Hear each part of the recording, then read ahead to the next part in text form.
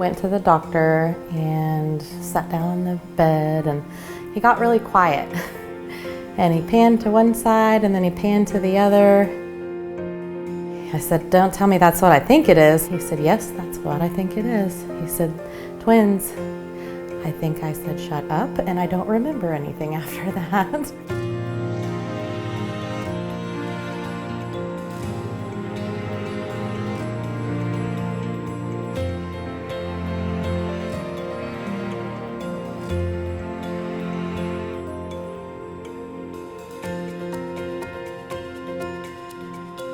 We're pretty shocked. We don't have any twins, that have come up recently in our family. Yes, it was definitely a shock. There was a Y chromosome, and we have no boys in the family. So, 7 granddaughters, and he made the first grandson. Other than Colt being half his sister's size, they did really well. My job, I'm very focused on healthy mom, healthy babies. We had discussed delivery, and she and I together had chosen to deliver by C-section. They set a date for us to take him at 38 weeks. Went in early in the morning, checked in. Heart rates on the babies were good. I was doing good. The doctors came in and ready to start. Colt was vertex, which means head down. So he was delivered first. He came out and he was okay. Got to have some one-on-one time, chest to chest. And it was time to wait for Haley. I've known Dr. Willis, so I know how she is, and when she gets quiet, she's really focused and making sure everything's okay, as always. And she got quiet.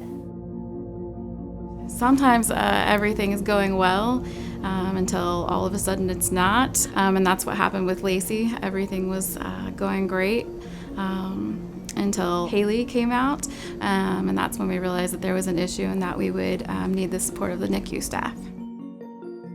They finally got her out after some time, and she was very discolored, purple, black, blue. Haley initially came out breathing, and then once our team started evaluating her more, she actually stopped breathing. And they rushed her over to the crash cart and were resuscitating her. Shortly after, her heart rate dropped below the acceptable range, and she actually received chest compressions in the delivery room. And I did not get to see her. They went straight from resuscitation to the NICU.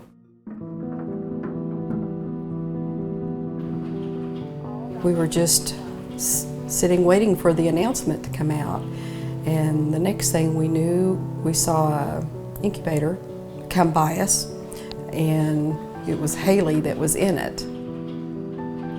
We really weren't prepared for anything to go wrong. It was kind of scary when they started going in doing things and hectically taking care of business when we didn't know anything. So, I don't even know if she survived. I didn't know what was going on. My son was always the smallest, and they were concerned. And on the 3rd day, Colt started failure to thrive.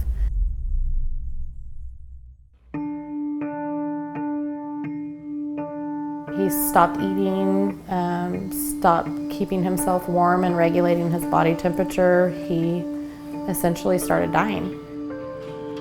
They had to rush him up to the NICU as well.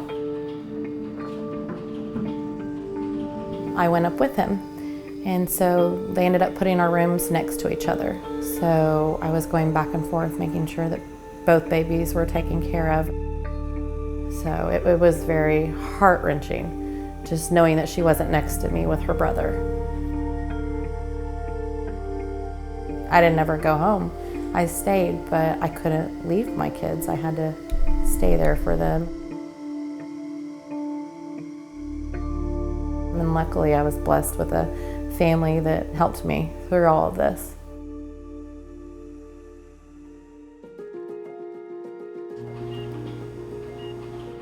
So these were St. Anthony's NICU's first set of twins. It was a learning experience for us for sure. When Colt joined, he needed a little bit more of extensive care, so we couldn't put them in the same room in the beginning, but once they got healthier, they were able to move into the same room, which really helped Lacie. They figured out kind of a portable system to put Colt and Haley in the same room. And the day that we got to lay them next to each other, that was spectacular, to be able to know that they both knew they were okay. So any NICU baby, especially Colt and Haley, we ask that they do all the things that a normal baby would do prior to them going home. So each one of them had to breathe on their own, hold their temperatures, and eat by mouth while gaining weight. And that's a lot for a baby to do, especially all at one time. They took the feeding tube out and she was starting to eat. And they took, the nasal cannula off as she was able to start breathing on her own. You could definitely see a mood shift in Lacie as she realized her babies were going to be okay.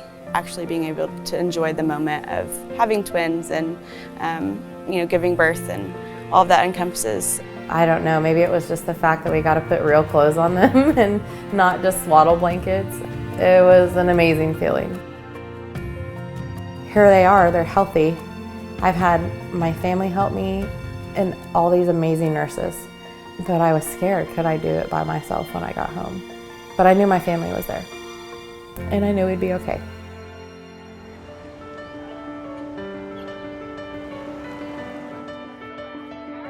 They turned 1, and that does not even seem possible. It does not seem like it's been a year. I feel like we were just in the NICU. But just to watch them grow, I can't believe how much they've grown within this past year. It's amazing. Haley, she's a firecracker. They're both redheads. She just was born with way more hair. He looks like Mr. Clean. I'm convinced Haley's going to be a dancer because she can't quite walk very good yet, but she can dance pretty doggone good. And she has her own moves. Colt, he just has a smile that will make you melt when he looks at you. The way he loves food. We thought Haley liked her food when she had baby food, and when they switched to real food, oh, that boy will take him like a shovel and just plow it in his mouth. He's just so funny. I have an amazing family. My mom was always a phone call away, my dad in the background making sure everything was okay. My daughter, she was 15 at the time, and she pulled up her big girl pants and helped her mom like nobody I ever could have imagined could have helped me like she did. And still does to this day. She's the best big sister ever. Great, great family support. They're just 2 little blessings, and I'm very, very thankful for them. And they would not be here without Dr. Willis and her OR staff and the NICU nurses. They're a miracle for sure.